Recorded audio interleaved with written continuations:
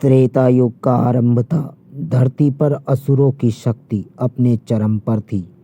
लंका नगरी उस समय सोने की नहीं, अहंकार की नगरी थी और उसके 3 अधिपति थे, माली, माल्यवान और सुमाली।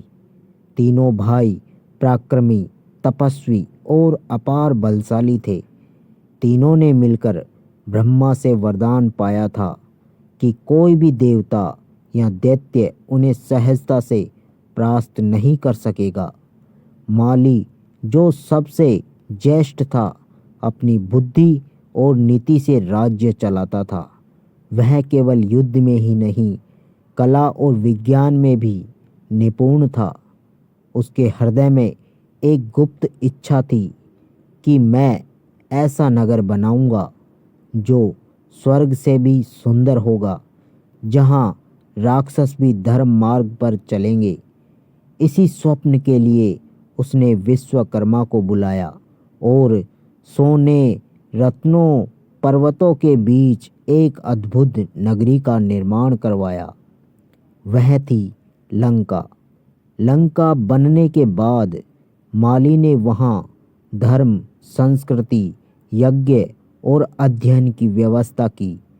राक्षस भी वेदों का पाठ करने लगे और युद्ध केवल अत्याचार के विरुद्ध होते थे। देवता भी उस समय माली की प्रशंसा करते थे, क्योंकि उसने असुरों में अनुशासन स्थापित किया था। परंतु समय स्थिर नहीं रहता। धीरे धीरे शक्ति बढ़ने के साथ माली के मन में गर्व आने लगा। वह सोचने लगा, यदि देवता लोकों पर शासन कर सकते हैं तो मैं क्यों नहीं? क्या राक्षस सदैव अंधकार में ही रहेंगे? माली का हृदय द्वंद्व में था। धर्म और अभिमान की लड़ाई चल रही थी। एक रात वह अपने महल की छत पर खड़ा था। समुद्र की लहरें उसकी लंका के पांव छू रही थी। आकाश में चंद्रमा दमक रहा था, पर उसके भीतर अंधकार बढ़ रहा था। तभी उसका भाई माल्यवान आया और कहने लगा, भ्राता, तुम चिंतित दिखते हो। उसने कहा। माली बोला, मुझे लगता है देवताओं ने हमें नीचा दिखाया है। हमारे पास बल है, पर स्वर्ग उनके पास क्यों? माल्यवान ने कहा, भ्राता, यह विधि का विधान है। देवता प्रकाश हैं, हम छाया हैं।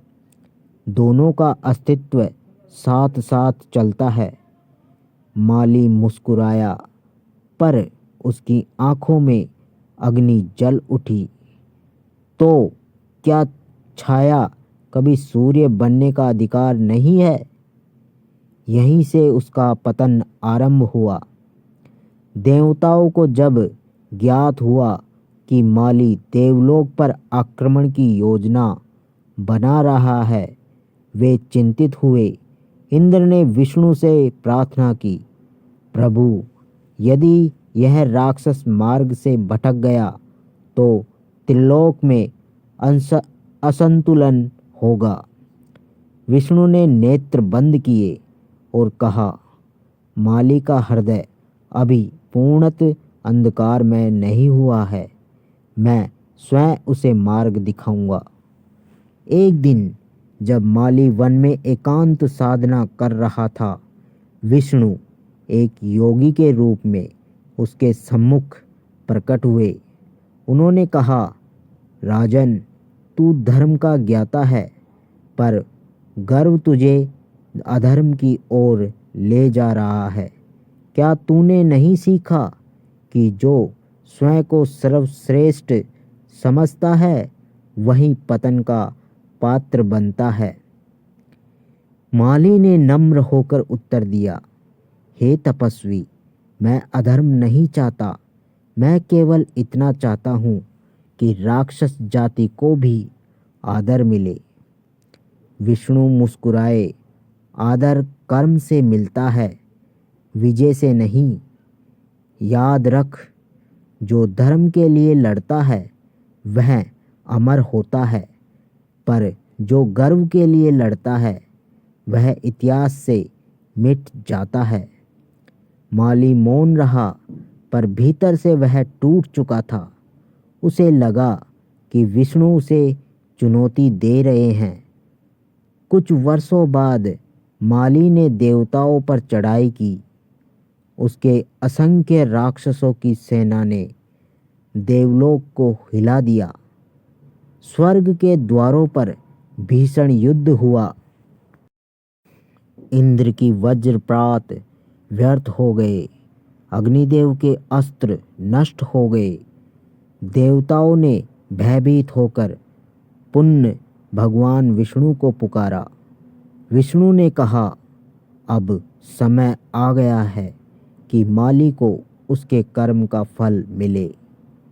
उन्होंने अपने सुदर्शन चक्र को उठाया और युद्ध भूमि में उतर पड़े। माली ने विष्णु को देखा। वह बोला, मैं तुम्हें पहचानता हूँ हे योगी। तुम वही हो जिसने मुझे उपदेश दिया था। आज मैं तुम्हारे ही हाथों मरने को तैयार हूँ। पर देखो, राक्षस जाति आज भी झुकेगी नहीं। विष्णु ने गंभीर स्वर में कहा, तू धर्म का रक्षक था, पर अब तू अहंकार का प्रतीक बन गया है। यह युद्ध तेरे अंत का नहीं, तेरे मोक्ष का मार्ग है। समुद्र तट पर भयानक युद्ध छिड़ा। माली ने पर्वतों को उठाकर फेंका, बादलों को चीर दिया और अपने मंत्रों से आकाश को अंधकारमय कर दिया। परंतु विष्णु शांत रहे। विष्णु का सुदर्शन चक्र जैसे ही घूमा, माली की सेना भयभीत होकर भागने लगी। माल्यवान और सुमाली ने उसे रोकने का प्रयास किया, पर माली ने कहा, भाइयों, यह मेरा युद्ध है, पीछे हट जाओ। विष्णु बोले, अभी भी समय है माली, शरण में आ जा। माली ने गर्जना की, राक्षस किसी की शरण में नहीं लेते। अगले ही क्षण सुदर्शन चक्र ने उसकी देह को विदीर्ण कर दिया। धरती कांप उठी। समुद्र की लहरें रक्त रंजित हो गई। माली धरती पर गिर पड़ा, परंतु उसके होठों पर मुस्कान थी। विष्णु, धन्यवाद, तुमने मुझे मेरे गर्व से मुक्त कर दिया। विष्णु ने उसकी देह के पास आकर कहा, तेरा रक्त व्यर्थ नहीं जाएगा। तेरे वंश में ऐसे वीर जन्म लेंगे जो धर्म की रक्षा करेंगे। यही भविष्यवाणी थी जो आगे चलकर वानर वंश के रूप में प्रकट हुई। माल्यवान और सुमाली ने जब यह देखा, वे क्रोध से भर उठे। उन्होंने लंका छोड़ दी और पाताल लोक की ओर चले गए। उन्होंने शपथ ली, जिस देवता ने हमारे भ्राता का वध किया, उसी के अवतार से एक दिन हमारा वंश बदला लेगा। और वही हुआ। हजारों वर्ष बाद जब विष्णु ने राम के रूप में जन्म लिया, तो सुमाली का वंश रावण के रूप में पुनर्जन्म पाया। माली की मृत्यु ने दोनों पक्षों को बांट दिया। एक ओर धर्म का प्रकाश, दूसरी ओर अहंकार का प्रतिशोध। परंतु माली की आत्मा शांति नहीं पा सकी। वह अपने वंशजों को देखकर विलाप करती रही, काश मेरे गर्व ने राक्षसों को विनाश की राह पर न धकेला होता। माली की मृत्यु के बाद लंका सुनसान हो गई। कई युगों तक वहाँ हवाएं ही राज करती रही। फिर जब रावण ने उसे पुनः बसाया तो माली की आत्मा उस सोने की नगरी को देखती रही जहाँ कभी धर्म का दीप जला था। अब वहाँ अहंकार महल खड़ा था, पर भाग्य ने एक और मोड़ लिखा था। माली के वंश में एक नई शाखा जन्मी, वानर जाति की। पुराणों में कहा गया है कि राक्षसों और वानरों का मूल एक ही है। जब देवताओं ने धरती के संतुलन के लिए माली के शेष तेज को पर्वतों में स्थापित किया तो उससे वानर वंश की उत्पत्ति हुई, जिसमें जन्म लिया बाली और सुग्रीव ने। माली की आत्मा उन दोनों में अपना अंश देखती थी। बाली में उसका बल, सुग्रीव उसकी बुद्धि, पर नियति फिर वही पुरानी लीला दोहराने लगी। अहंकार और नम्रता का युद्ध। बाली गर्विला था, सुग्रीव शांत। जैसे माली और विष्णु के बीच द्वंद्व हुआ था, वैसा ही द्वंद्व इन दोनों भाइयों में भी हुआ। राम ने जब बाली का वध किया तो माली की आत्मा ने ऊपर से कहा, अब मेरा क्षण पूरा हुआ। विष्णु के अवतार ने मेरे वंश का गर्व समाप्त किया। उस दिन माली की आत्मा स्वर्ग को चली गई। कहते हैं कि मृत्यु के बाद माली की आत्मा बैकुंठ पहुंची। वहां उसने विष्णु के चरणों में प्रणाम किया। विष्णु ने कहा, माली, तूने जो चाहा वह तुझे मिल गया। तूने राक्षस जाति को गौरव दिया और तेरे वंश ने अंत धर्म की सहायता की। माली ने पूछा, प्रभु, क्या मेरा अपराध क्षमा हुआ? विष्णु मुस्कुराए। जब किसी का अंत धर्म के लिए होता है तो उसका अपराध भी तप बन जाता है। माली की आंखों से आंसू बह निकले। उसने कहा, तो क्या मेरे वंशजों को भी मुक्ति मिलेगी?